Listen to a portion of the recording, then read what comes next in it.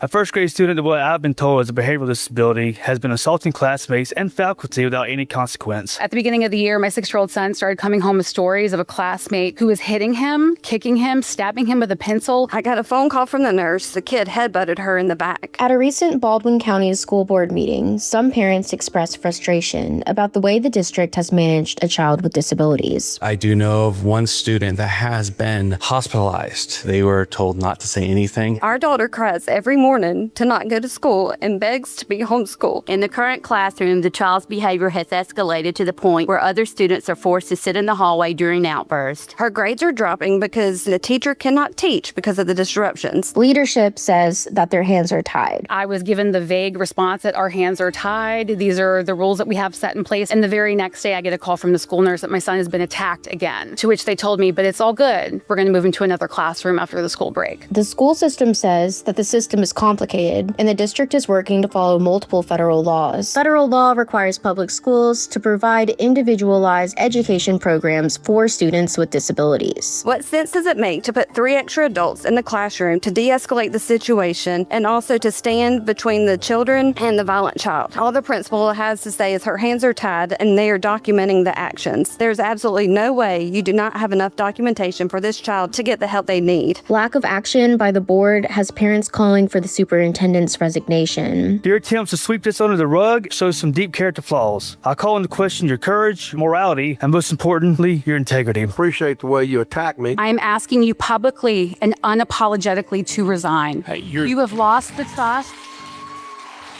You have lost the trust.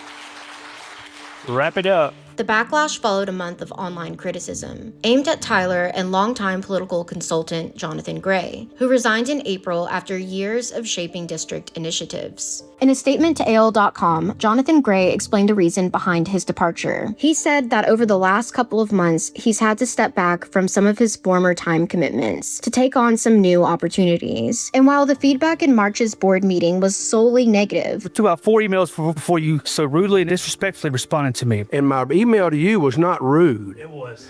Well, then you have thin skin. at the next board meeting, comments were mostly positive. Eddie Tyler has turned the school system around to be one of the most innovative, successful ones in the entire state. Their documentation on the things going on with my children is impeccable. This information, along with their knowledge, allows us to compose an effective IEP. Due to privacy rights, for the most part, the issues in Alberta were not discussed. I didn't catch, what school did your children say? I didn't catch the beginning. Bell Forest Elementary. Okay. But that didn't stop a few critical voices from being heard. Our students are slipping not because they lack ability, but because the system is evolving to meet their needs. The superintendent, Eddie Tyler, called the meeting a positive step and downplayed the backlash, This has been, I think, good. saying he understands why parents are angry. We will meet again, and please come and sign up and speak and hold us accountable and all those kinds of things. If the school can't handle a child with a disability, whose responsibility is it to pay for the child to be in an educational, learning environment that they can tolerate? Some say that responsibility falls on the school. But specialized education is expensive. To further complicate matters, Skull Shores and Orange Beach split from the Baldwin County public school system to form their own school system, taking much needed funding with them. So what will happen in this case, we don't know yet, but stick with us as we find out more.